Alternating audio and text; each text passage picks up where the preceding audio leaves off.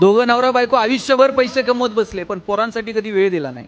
शेवटी दोनही पोरं डॉक्टर इंजिनियर झाली आणि परदेशात जाऊन सेटल झाली. आईबाप रोज फोन करायचे, तुम्ही तर भारतात या, नाहीतर आम्हाला तर घेऊन जा. पोरंही आली नाही, आई बापालाही नेलं नाही. एक दिवशी आई गेली. आई गेल्यावर बापानं फोन केला, जिवंत होती तोपर्यंत आला नाहीत, आज तुमची आई गेली, जमलं तर या.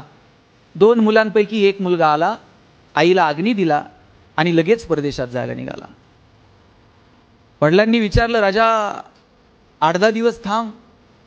ती होती तोपर्यंत जुने फोटो बघत दिवस काढले, आता घरात बोलायला माणूस उरलं नाही, जरा सवय लागेपर्यंत थांबशील.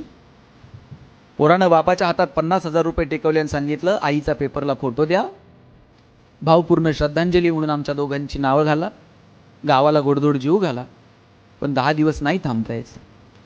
वडील म्हणले, तिनं 9 महिने पोटात वाढवलं. आई कधी म्हणली नाही, पोटाचं भाडं दे, टाळू भरली, तेलाचे पैसे दे.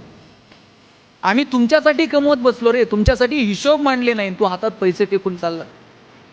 पोरगं म्हणलं, बाबा तुम्हाला आठवतं का, शाळेत पहिल्यांदा भाषण करणार होतो, तुम्हाला म्हटलं माझं भाषण ऐकायला या, तुम्ही 50 रुपयाची नोट हातात टेकवली, सांगितलं आज महत्वाची कामं आहेत, तू जा. शाळेत पहिल्यांदा गाणं म्हणणार होतो, म्हटलं बाबा 15 ऑगस्टला गाणं ऐकायला याल का, तुम्ही 100 रुपये हातात टेकवले, पण तरी माझ्यासोबत शाळेत आला नाही.